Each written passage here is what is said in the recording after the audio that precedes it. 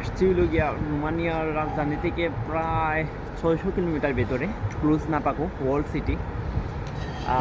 এখানে আসার পরে আসলে ওয়েদার ডিমান্ড আসলে এত ঠান্ডা, 10 ডিগ্রি সেলসিয়াস আছে বর্তমানে।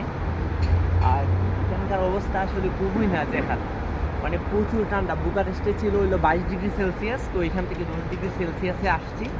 এখানকার আসলে প্রাকৃতিক সৌন্দর্য আসলে দেখার মতো।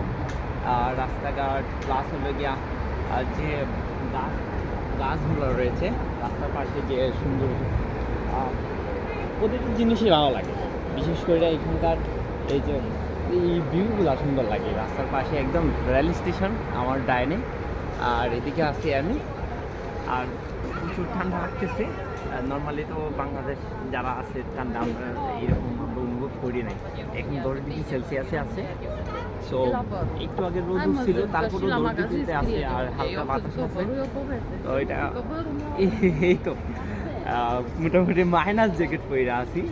তারপরও আমার কেন জানি মনে হইতেছে যে হাতগুলো ঠান্ডা হয়ে যাচ্ছে। আর যদিও হ্যান্ডস গ্লাভস এইগুলো পরতে হবে। এখানকার যে গাছ যে সুন্দর, আসলে দেখতে ভালো লাগে।